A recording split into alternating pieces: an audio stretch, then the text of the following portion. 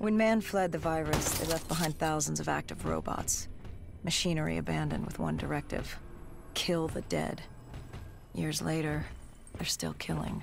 But with decrepit programming, somehow humans had been added to their kill list, indistinguishable from our brainless counterparts. The strange behavior was observed in multiple quarantine zones. Another nuisance for us to deal with while on recon. We moved on.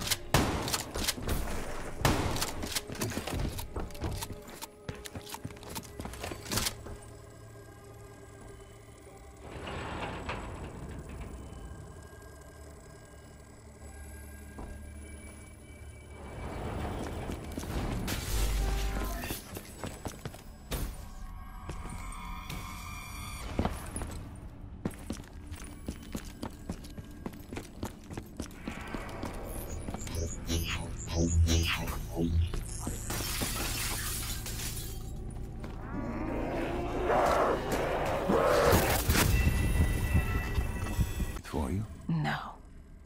In hindsight, we should have put it together. But the fact of the matter, that day was supposed to be like any other.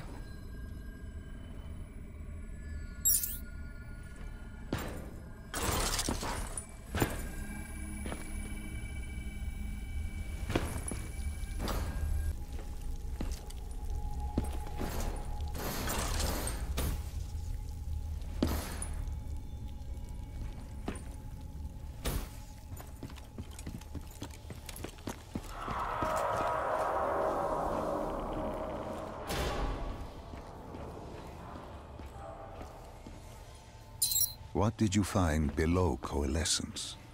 A CIA black project. Project Corvus. Unknown to the world, and unknown to most people in the know. As off the record as it got. A redacted footnote in Langley's history book. Part of me wishes we just turned back. Why? It would have been easier. For me. For Hendricks. For the world. Is it such a bad thing? To want to be blissfully ignorant in the face of daunting adversity? We didn't have a choice. Those who find fate thrust upon them rarely do.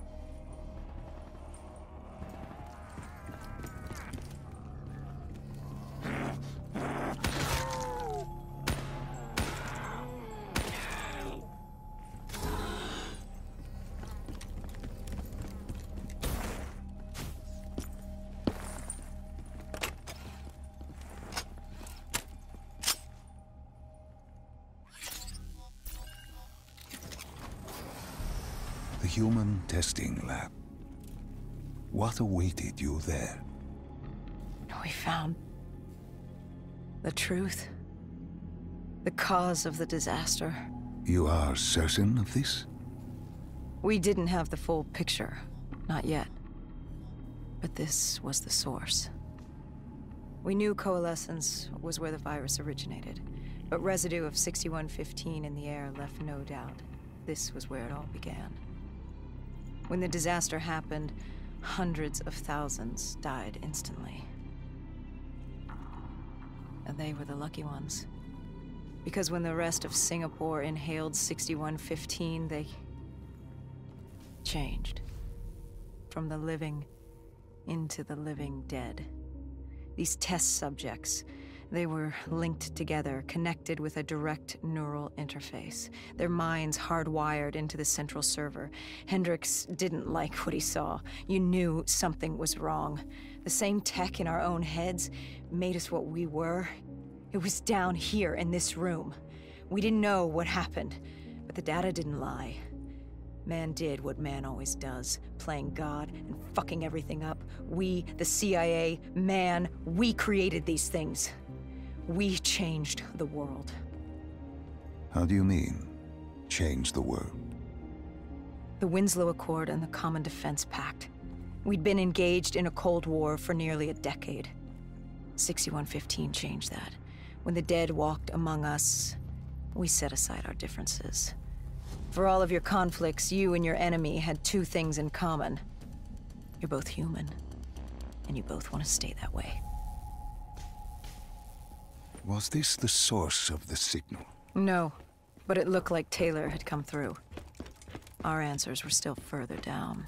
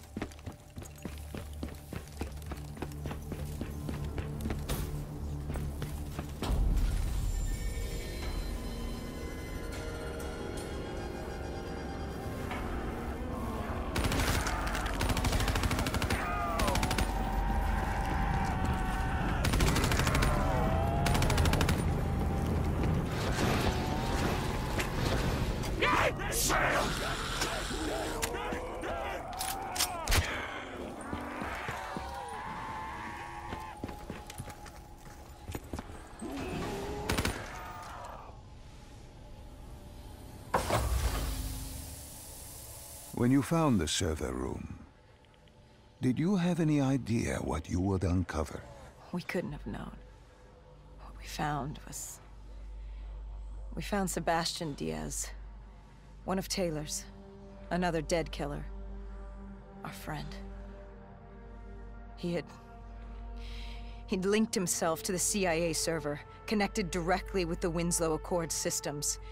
He was deactivating defenses for the undead quarantine zones all over the world. The massive walls containing the spread, keeping us from the undead. Deactivating the defenses would let the flesh-eating hordes loose upon the living. It would end humanity. We had to stop him. The only way to stop him now was by destroying the server.